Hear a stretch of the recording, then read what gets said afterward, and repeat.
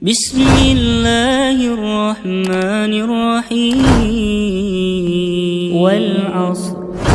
Innal insana lafi khusr illa alladhina amanu wa 'amilus salihati wa tawasaw bil haqq wa tawasaw bis sabr.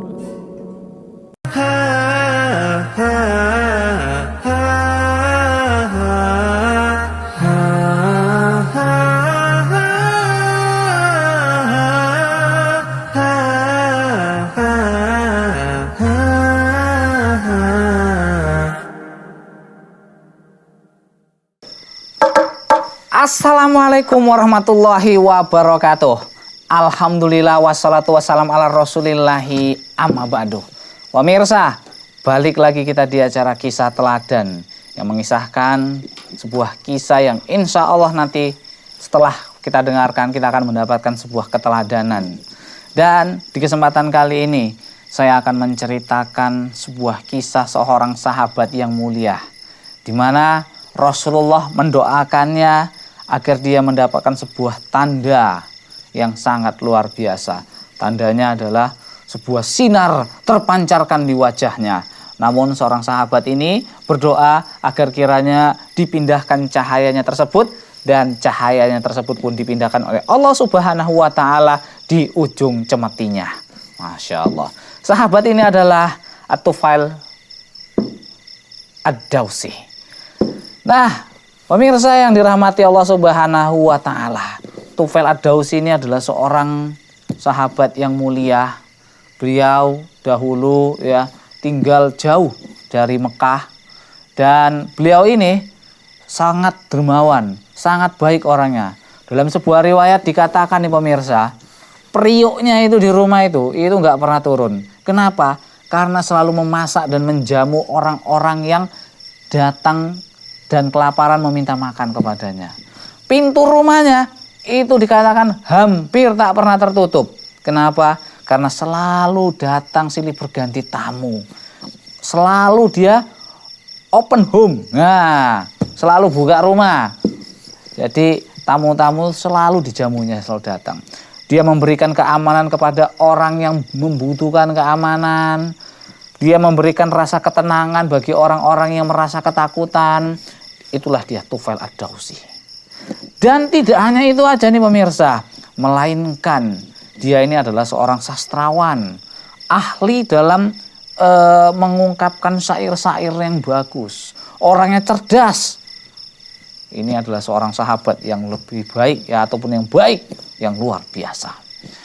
Nah, ceritanya nih pemirsa yang dirahmati Allah Subhanahu wa Ta'ala. Tufail Ad-Dawsi ingin melaksanakan sebuah ibadah, yaitu mungkin kalau bahasa kita yang sekarang ini umroh lah. Jadi dia dari kampungnya, perkampungan Ad-Dawsi, beranjak dia ingin melakukan perjalanan ke Mekah. Wah, jadi perjalanannya si Tufail Ad-Dawsi ini sudah diketahui oleh orang pembesar-pembesar Quraisy. Dan pemirsa, luar biasanya lagi, Tufail Ad-Dawsi ini itu bukan orang sembarangan, melainkan dia adalah kepala kabilah dari Ad-Dawsi. Wis, pinter, cerdas, lengkap lah, Masya Allah lah pokoknya. Jadi orang kafir Quraisy ini mewanti-wanti, jangan sempet orang kayak si Tufail Ad-Dawsi ini masuk ke dalam Islam. Karena bahaya, kepala kabilah. Kalau kepalanya masuk ke Islam, ditakutnya nanti para orang Ad-Dawsi itu pun masuk ke Islam. Wah, ini membuat ketakutan orang-orang kafir Quraisy. Jadi di tengah perjalanan nih pemirsa, jadi jalan kan masih jauh nih. Belum sampai ke Mekah udah dicegat ya. Wah, di pintu Mekah itu udah dicegat dia sama orang-orang kafir Quraisy. Jadi, ahlan wa sahlan, selamat datang, wahai Tufail Ad-Dawsi. Wah, pokoknya disambut dengan meriah lah. Tufail pun, tumben-tumbenan aku disambut nih kan, mungkin ya kan. Nah, kemudian pemirsa, wahai Tufail, cobalah kamu pikirin. Kamu datang di waktu yang kurang tepat nih Tufail. Kenapa? Karena di kampung kami, di Mekah itu, ada seorang laki-laki yang mengaku dirinya sebagai nabi. Nah, ini waduh gawat nih.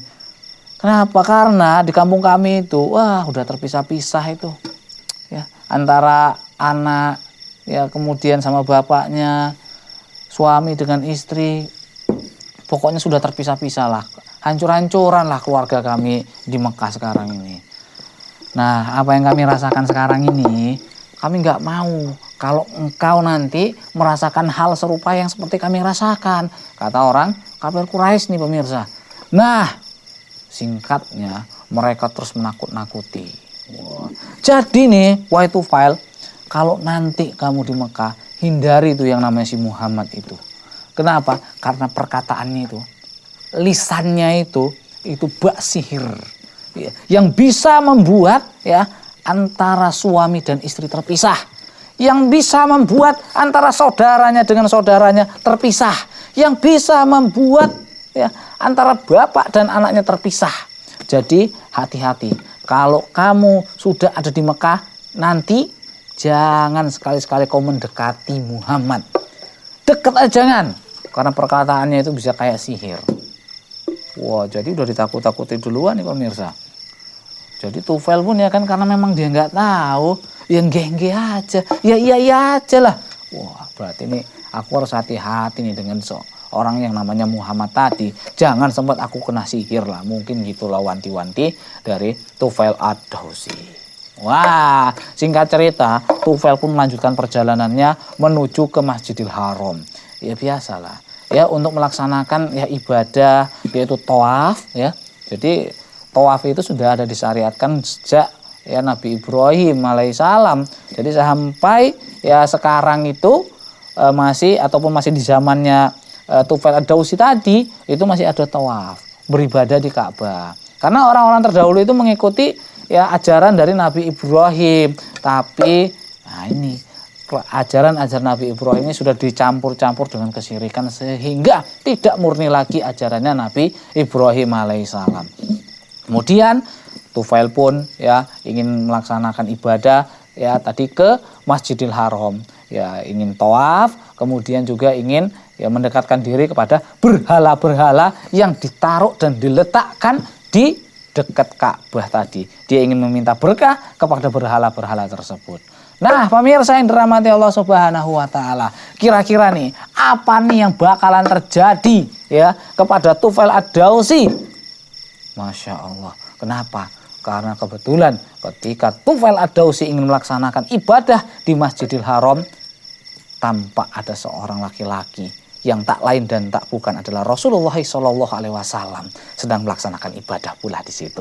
Apa yang akan terjadi? Insya Allah akan kita lanjutkan kembali cerita kita setelah jeda berikut ini. Jangan kemana-mana.